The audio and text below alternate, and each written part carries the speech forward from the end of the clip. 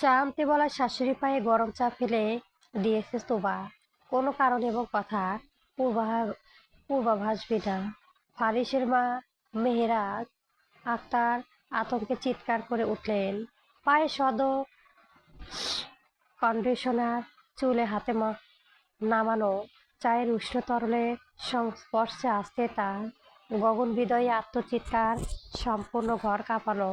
জোয়াদার পরিবারে জোয়াদার পরিবারে কেবল 4 সদস্যের বাস। তন্মধ্যে মেহনাজ আক্তার, ইশতিয়াক জোয়াদার এবং ফারিস জোয়াদার। বাকি এক সদস্য অর্থাৎ তুবা কিছু মাস আগে সেই মালিকানা দখল করেছে জোয়াদার ম্যানশনে।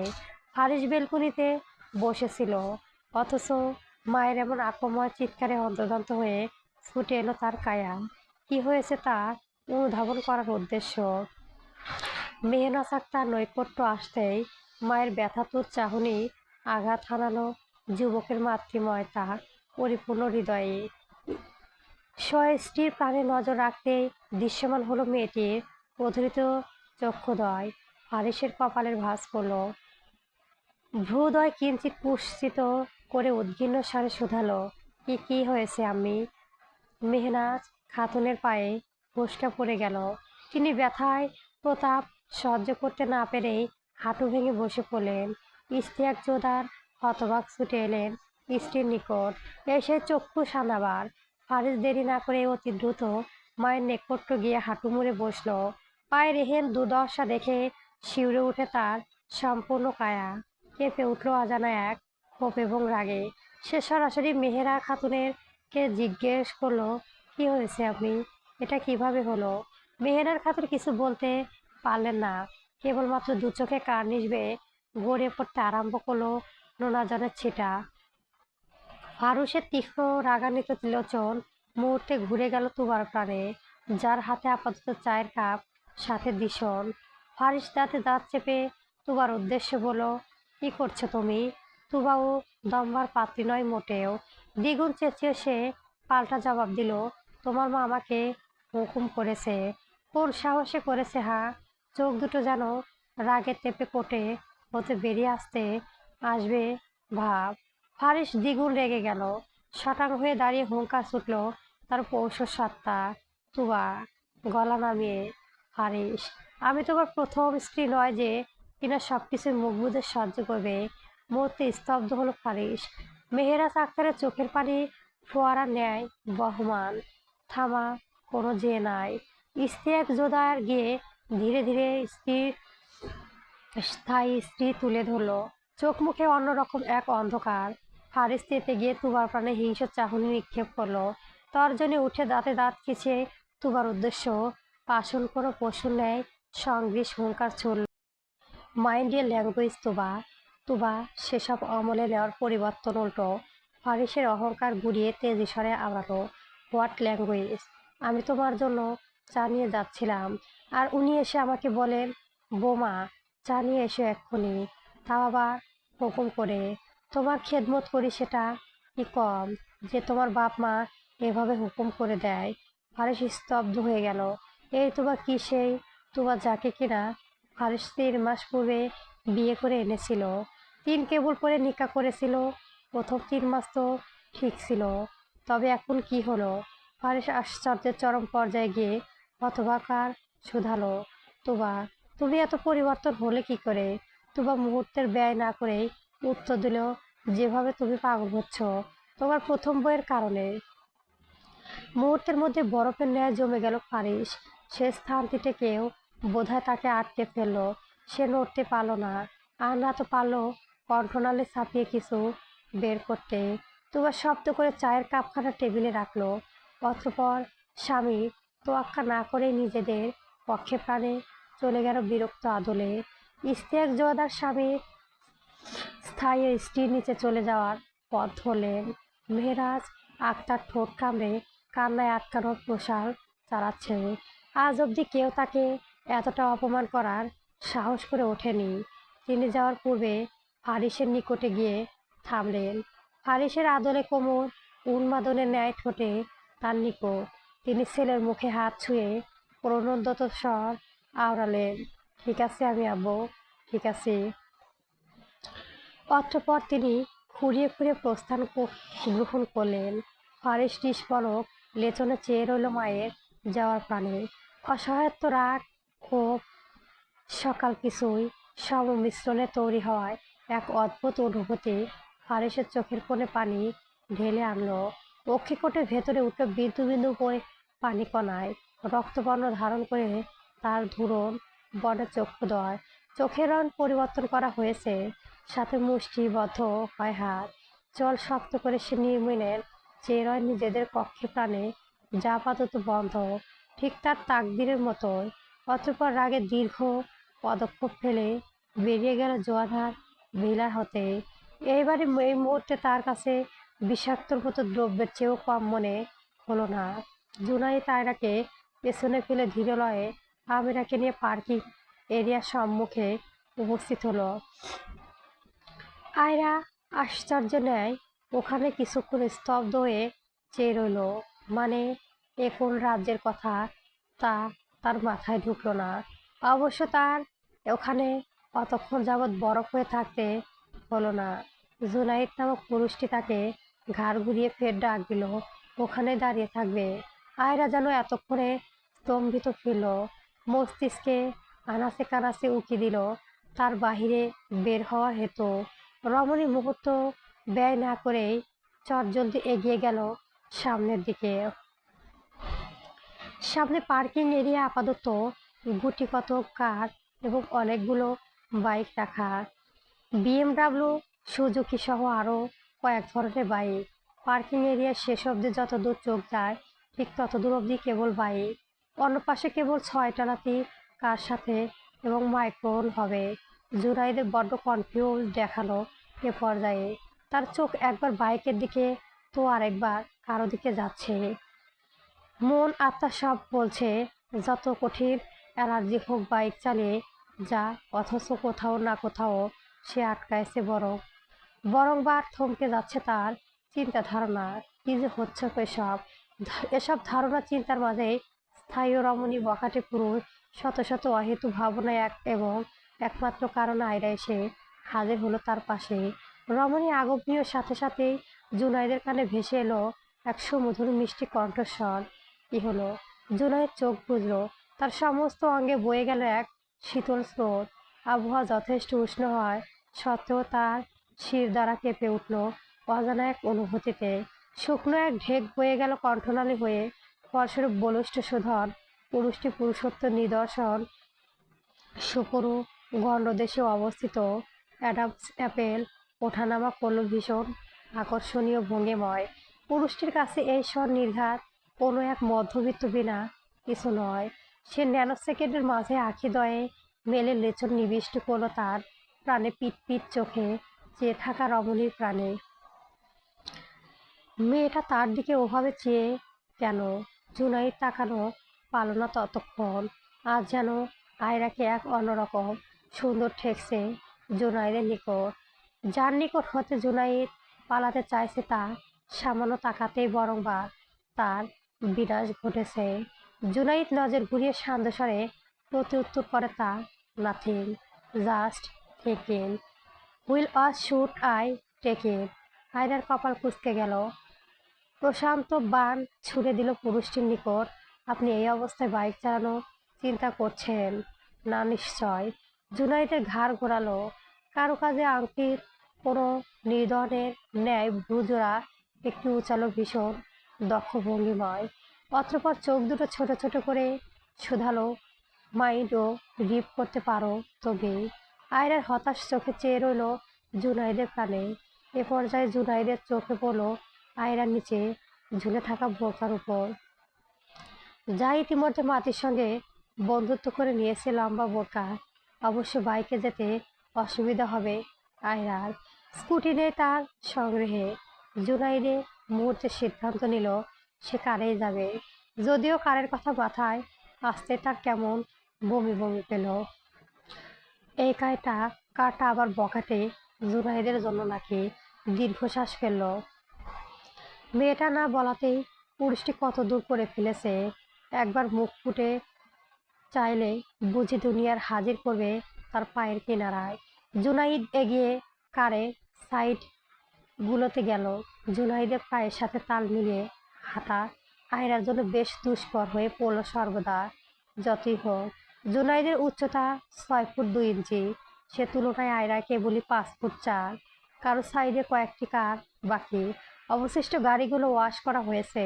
সে গিয়ে বিএমডাব্লিউ লোগে থাকা কারটি সম্মুখে গেল। কার ড্রাইভার গাড়ির পাশে দাঁড়ানো ছিল। ওখানটা প্রায় 10 জনের মতো পুরুষ উপস্থিত।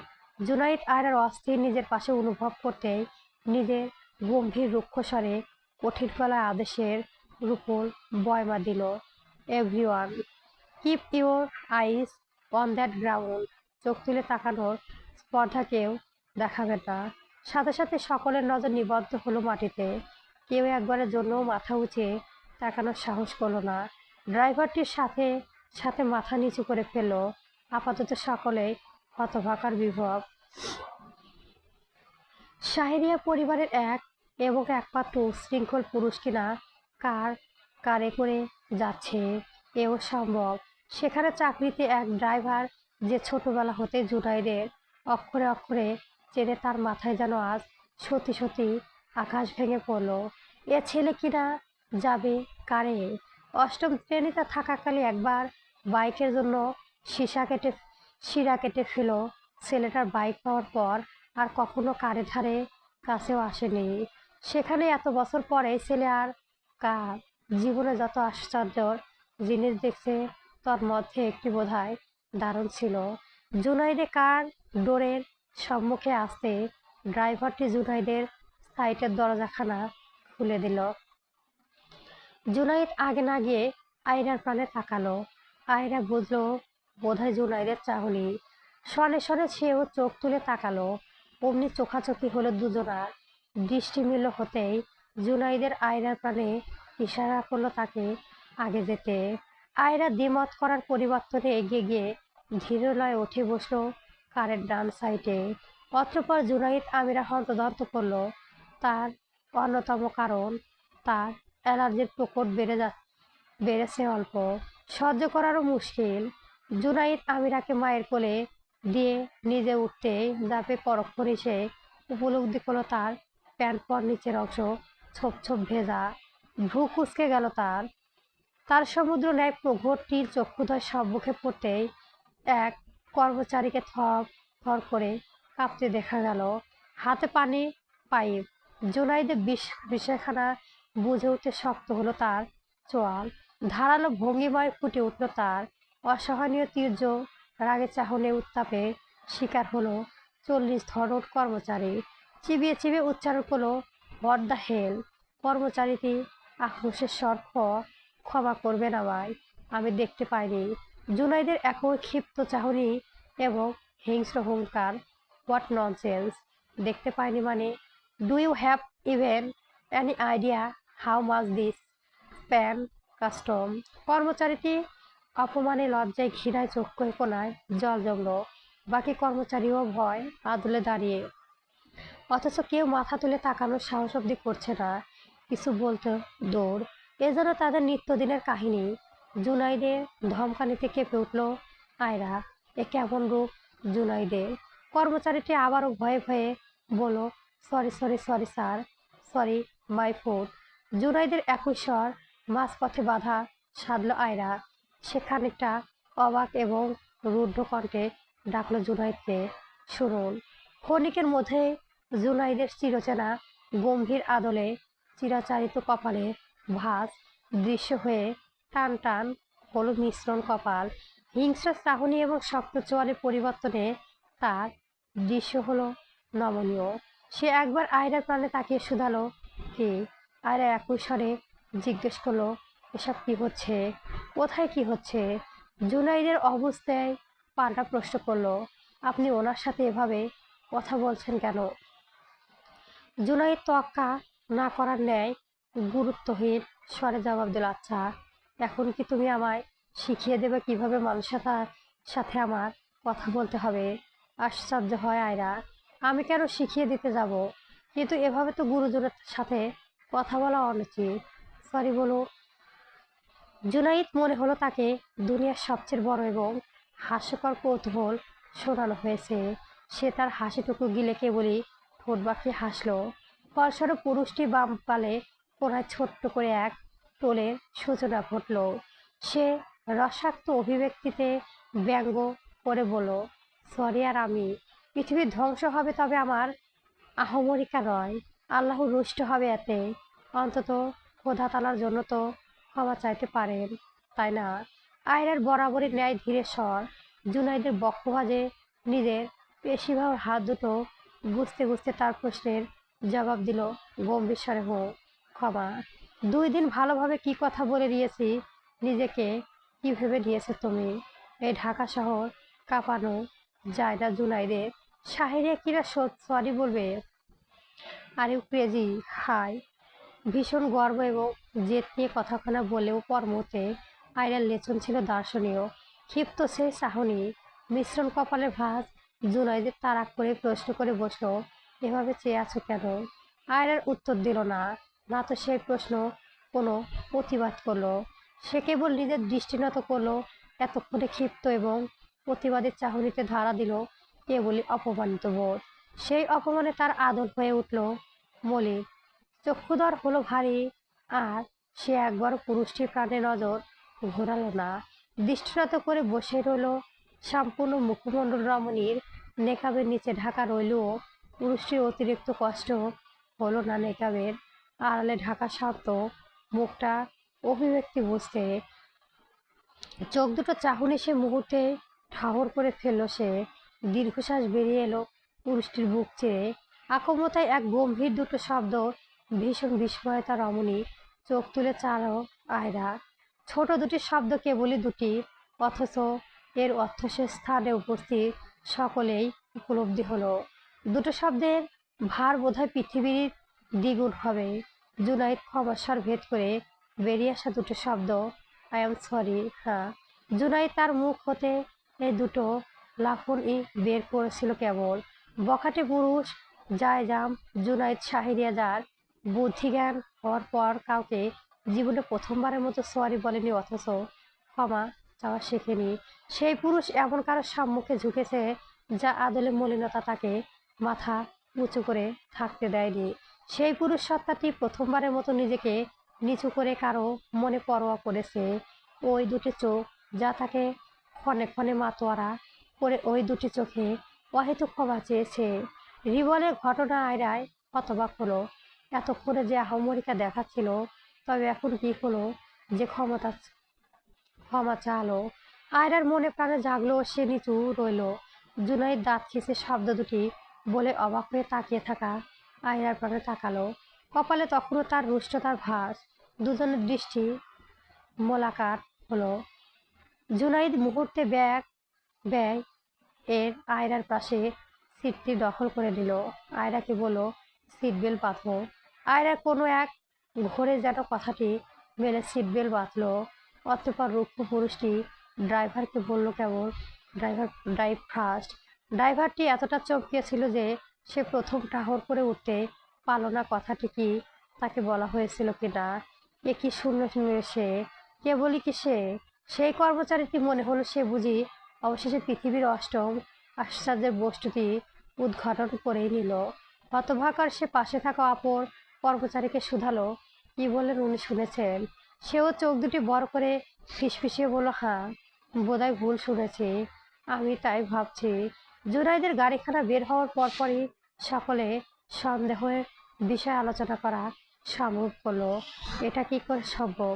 এই মাতাল পুরুষ তালে আছে তো সরি, সে আমায় সরি বলেছে আমায়, এটা সম্ভব? এত জেদি ছেলে কারোর সামনে মাথা নত করে না, আজ এটা কিভাবে হলো? কর্মচারীদের মাঝে এই কথোপকথনের অব্যাহত রইল। তা কেবল তাদের মধ্যে নয়, শাহেরিয়া বাড়ির পার্সোনাল ড্রাইভারের কানেও গেল। অতঃপর তা এমহাদ শাহেরিয়া অবধি পৌঁছাতে খুব একটা সময়ের প্রয়োজন পড়ল না। বেশ কিছুক্ষণের মাঝেই তারা এসে উপস্থিত হলো হসপিটালের সম্মুখে। বাইরের আবহাওয়া অবস্থা বেশ করুণ। আজকাল বাংলাদেশের আবহাওয়া বড্ড বাজে হয়েছে। এই ঝড় তো আবার এই রোদ আজও ব্যতিক্রম নয় তার।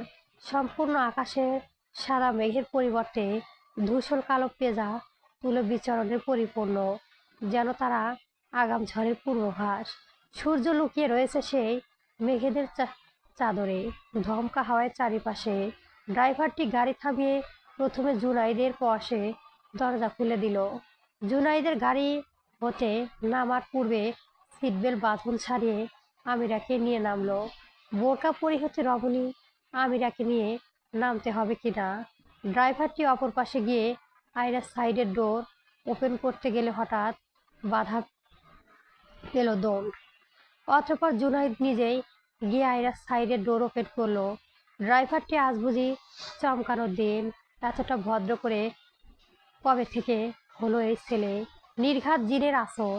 তা তা যদি না হয় তবে তবে তা ওই মেয়েটার আসরই হবে। জুনাইদ আয়রার সম্মুখে গিয়ে দাঁড়ালো, কেননা আয়রার পাশটি ছিল ডান এবং সেই দিকটায় গাড়ি চালাবার ছিল ক্ষিপ্র। হসপিটালের সামনে গাড়ি থামাননি অবশ্য, রাস্তার একপাশেই থেমেছিলেন। তবু জুনাইদের মস্তিষ্ক না জানি কোথা হতে আয়রা যেন এতটা যত্ন চলে এলো। সে নিজের অজান্তেই প্রতিভূত মেয়েটির কথা ভেবে বসে, যখন সে নিজেই অতি অতি উত্তরবার প্রতিজ্ঞায় লিপ্ত হয় যে সে কখনো আর ওই রমণীকে পরোয়া করবে না, অথচ প্রতিবারই ঘুরিয়ে ফিরে মস্তিষ্কে চাকা সে আয়রা নামক মেয়েটির বিন্দুতে পতিত হয়। আয়রা বহুক্ষণ যাবৎ সিট বেল্ট খোলার চেষ্টা করছে, কি জানি কি হলো, খুলছে না। আয়রা রামছাড়া দেখে জুনাইদ তার চারি গম্ভীর সুর এবং নিভে দেওয়া ডাক নামে স্বভাবসবর ভঙ্গিময় ডাকলো, হিজাবিনী। সিট বেল্ট খুলতে থাকা আয়রার উত্তর ভেসে এলো তৎক্ষণাৎ। ও আকাশের প্রাণে নজর ঠেলে জুনাইদ প্রতি উত্তর করলো, স্বাগতিত। উসকে গেল জুনাইদের, খুলছে না। আয়রা বহু কষ্টে সাক্ষ্য হলো এবারে। ভীষণ উৎফুল্ল বলল, হ্যাঁ পেরেছি। পরক্ষণে দ্রুত সে নিচে নামতেই উদ্যত হলো। অমনি ঘটে গেল এক দুর্ঘটনা। তাড়াহুড়া করে নামতে গিয়ে পথ পদপথ আপনা আপনি নিজেদের মাঝে সংঘর্ষণ ঘটিয়ে আয়রাকে ফেলে দিল বিপদের মুখে। আয়রা ন্যানো সেকেন্ডের মাঝে মুখ থুবড়ে পড়তে আরম্ভ করলো পিছালা রাস্তায়। এই বুঝি প্রাণ যায় যায় অবস্থা। সে ক্ষীণ স্বরে ভয়ে পেয়ে আর্তনাদ করে উঠল, আহ! আয়রা খিচে বুঝে ফেল নিজের চোখ দুটো এক্ষুনি বোধহয় পড়ে গেল। তবে তাকে ভুল প্রমাণিত করে একজোরে বলিষ্ঠ তাকে জড়িয়ে নিল স্বয়ং বাহু বন্ধনে, আবদ্ধ করলো নিজের হাতে পুরুষ্ট আনঞ্জলিতে। অভিব্যক্তি বিন্দুমাত্র পরিবর্তন পরিলক্ষিত হলো না। যেখানে এহেন কাণ্ড অনুধাবন সে পূর্ব হতেই করে বসেছিল, অভিব্যক্তি সম্পূর্ণ অপরিবর্তিত রেখে পুরুষটি গম্ভীর স্বর চিরে বেরিয়ে গুটিকত শব্দ। চিন্তা নেই মেয়ের, যতবারই পরে এই বখাটে শক্তপোক্ত বুকে এসে আছড়ে পড়ে বয়ে। হোক বিপদ অথবা কোনো দুর্ঘটনা, এই উন্মাদ পুরুষের বক্ষস্থল তোমার সবশেষ ঠিকানা। জুনাইদের এমন গম্ভীর স্বরে চোখ দুটো মেয়ালেম রমণী, চোখের মাঝে লেপ্টে থাকা ভয়টুকু মুহূর্তে কেটে গেল। পাশাপাশি তাকিয়ে সে খানিকটা লজ্জিত হলো। আশেপাশে সবাই কেমন করে তাকিয়ে সে সরে হলো খানিকটা, নিজেকে সামনে আমতা আমতা স্বরে জবাব দিল, ধন্যবাদ। জুনাইদ হাসল অল্প, একদমই ক্ষীণ। তা ঠোঁটের কোণ দুটো কেবল নিচু হলো। ফের তার অভিব্যক্তিপূর্ণই ন্যায় করে সে জবাবখানা পেশ করলো, ইটস ওকে, নাও কাম মন। জুনাইদ আয়রাকে আগে রেখে সে পিছু পিছু এগোলো। আয়রার অবশ্য চেনা না এখানকার, সে কারণে বেশি দূর যেতে পারল না সে। থেমে গেল মাঝেই, পেছনে তাকিয়ে দেখলো জুনাইদ তার পেছনে। অতঃপর আবারও সামনে হাঁটা আরম্ভ করলো। জুনাইদ এবারে আয়রার পিছু না গিয়ে সাথে সাথে হাঁটা আরম্ভ করলো। মুহূর্তে পেরোতে সে খেয়াল করলো আয়রার হার্টি বেগ তার তুলনায় প্রচণ্ড দুর্বল। মেয়েটার কষ্ট হচ্ছে হাঁটতে। ততক্ষণে তারা হসপিটালে দোরগোড়ায়। আয়রার বোরকা প্রায় পা লেগে লেগে চলেছে, যে কোনো সময় তার পড়ে যাওয়া সম্ভাবনা। তির্যক চোখ দুটো তা দেখেই পেয়ে হাঁটার গতি স্নান হলো তার। ধীরে পায়ে হাঁটতে আরম্ভ করলো। আয়রার সাথে তালে তাল মিলিয়ে আয়রা যেন এতক্ষণে স্বস্তি পেল। জুনাইদ রিসিপশনে গেল না। এর আগেও তার অ্যালার্জি হয়েছিল, সেহেতু সে অত্যন্ত ভালো করে ডক্টরকে চেনে। অবশেষে ডক্টর জুনাইদের বড্ড কাছেরও বলা যায়। রুহানি সৈয়দ ভাই সে, অর্থাৎ জুনাইদের মামা। বয়সের পার্থক্য কেবল 4 বছরের, অর্থাৎ জুনাইদ সেই ডক্টর মামা তায়েব সৈয়দের বয়স কেবল 34 বছর। সেই হিসেবে বেশ ভালোই খাতির দুজনের। জুনাইদ এবং আয়রার লিফট ব্যবহার করে 3য় তলা উঠল। সৌভাগ্যবশত সে সময় লিফট ফাঁকাই ছিল। জুনাইদের চুলকানি বেশ ভালোই বাড়ছে। জুনাইদের সরাসরি 3য় তলা উঠে নিজের যান্ত্রিক ফোনটাকে বের করে কল করলো তাকে। আয়রা আশেপাশটা নির্ঘুত দৃষ্টি পর্যবেক্ষণ করেছে। জুনাইদে এতক্ষণ ছিটকে গিয়ে কানে কল তুলল। এই ভঙ্গিমাও পুরুষটিকে অনিয়মিত পারফেক্ট দেখাচ্ছে। হাতে রূপালি ব্রেসলেট, সিলভারের আঙুরি, সাথে ফর্সা ত্বকের নীল রাঙা রাগ। তখনই ঘটল এক বিপত্তি। হুড়মুড়িয়ে কোথা থেকে যেন কজন মেয়ে চলে এলো কলের কথা বলতে থাকা জুনাইদের আশেপাশে। মুহূর্তে ঘুরে ধরল তাকে। আয়রা চমকে গিয়ে তাকালো। জুনাইদ নিজেও হতবাক। তার কথা বলার অতটুকুতেই থমকে গেল। সে হতবাক হয়ে সম্মুখে তাকাতেই প্রায় 10 জনের নমনে তাকে ঘিরে দাঁড়িয়ে তা দেখতে পেল। জুনাইদ কেবল তখনও ছোট্ট আমিরা, ঘুমিয়ে, গায়ে তার সোয়েটার জড়ানো। ঠান্ডা লেগে যাবে বলে আয়রা তাকে পরিয়েছে। আয়রার দৃষ্টি আপাতত সেদিকেই প্রাণে। হুট করে এতগুলো মেয়ে, এতটা ভিড় হচ্ছেটা কি? আয়রা বুঝে এলো না কিছু। জুনাইদ পর মুহূর্তে মেয়েগুলো উৎফুল্ল উচ্ছ্বাসে বুঝতে পারলো ব্যাপারটা কি। যারা বলছে, হাই, আপনি বাইকার জুনাইদ না, আমি আপনাকে ইনস্টান্ট ফলো করি। আর একজন বলল, আপনি রিয়েল লাইফে আমারও অনেক অনেক হ্যান্ডসাম। আর আপনার নীল চোখ দুটো, প্লিজ একটা সেলফি তুলি। জুনাইদের মেজাজটা মুহূর্তে খারাপ হলো। সহসা তার দৃষ্টি ঘুরে গেল একটা দূরে দাঁড়িয়ে থাকা রমণীর পানে, যে আপাতত ভ্রু কুঁচকে তার দিকে তাকিয়ে। সেখানকার শোরগোল এবং চেঁচামেচিতে আমিরা হঠাৎ করে ডুকরে উঠল। ব্যাস, জুনাইদের বিগড়ে যাওয়া মেজাজ সেখানে নিজের সকল সীমা অতিক্রম করলো। নিজের অভিব্যক্তি গম্ভীরতায় আড়ালে লুকিয়ে কঠোর আদলে সে গর্জে উঠল ক্ষোপার হিংসে নেয়, জাস্ট শ্যাট আপ। হুট করে নিজেদের আইডল এবং ক্রাশ বইয়ের নিকট হতে এবং হুঙ্কার মোটেও আশা করেননি কেউ। সকলে এই ধমকে চুপসে গেল। চোখ দুটো বড় বড় করে তাকিয়ে রইল ওই দিকটায়। একটা বাচ্চা। তারা নিজেদের মাঝে ফিসফিস করে বলা আরম্ভ করলো, এটা কে? তবে কি জুনাইদ শাহরিয়া বিবাহিত? তার ফ্যানদের জন্য সে একজন ভিলেন, যে বখাটে ঘাড়তারা, সর্বদা মেজাজি রূপ, তাকে আটকাতে পারে না কোনো আইন, যে নিজের মার্জিত মালিক। সবচেয়ে বড় ব্যাপার হলো জুনাইদ অতিরিক্ত সুদর্শন। কারো স্বপ্নের পুরুষ তো কেউ আবার নাটক ছিটকায় তাদের দেখে। তবে তারা অবাক। তাদের ক্রাশ বয় জুনাইদ কি বিবাহিত? কথা যেন আকাশ ভেঙে পড়ে তাদের। বখাটে পুরুষ কি আর সেদিনকার খেয়াল রয়েছে? সে তো ব্যস্ত আমিরাকে কোলে নিয়ে সেই ভিড় ঠেলে বের হওয়ার উদ্দেশ্য। সে জায়গায় অনেক মানুষ এবং শোরগোলের কারণ আমিনা অনগত কেঁদেই চলেছে। শান্ত করতে পারছে না জুনাইদকেও। জুনাইদ বিরক্ত হয়, অথচ মেয়েগুলোর দিকেও দ্বিতীয়বার ফিরে তাকালো না। কেবল তাদের উদ্দেশ্য শীতল স্বরে বলো, don't record her, I am অনিং। বেরিয়ে যা সেই ভিড় ঠেলে। আমিরার বাচ্চা কণ্ঠে প্রনন্দিত মিহিস্বরে আম্মু আম্মু। জুনাইদের বুঝলো না প্রথম দিকে। শুধালো নরম সুরে, কি হয়েছে প্রিন্সেস? বেশি খারাপ লাগছে? আম্মু তাছে যাবো। জুনাইদ বোধহয় এবারে বুঝতে পারলো পুরাটা। সে দ্রুত পায়ে প্রাণে এগিয়ে গেল। অস্থির চিত্রে বলো, এই দেখতেছো মেয়েটা কাঁদছে। ঘটমদায় আক্রমিত আয়রা কেবল জুনাইদের প্রাণে চাইতে চাইতেই আমিরার বুকে জড়িয়ে নিল। পিঠে চাপড় মারতে মারতেই মেয়ের পানে একবার তাকিয়ে ধীরে কণ্ঠে বলল, এই তো আম্মু। আমুজান আছে এখানে, কেঁদো না আমার পরাণ। জুনায়েদ অস্থির হয়ে থাকে। আমিরার কান্না ততক্ষণে থেমেছে।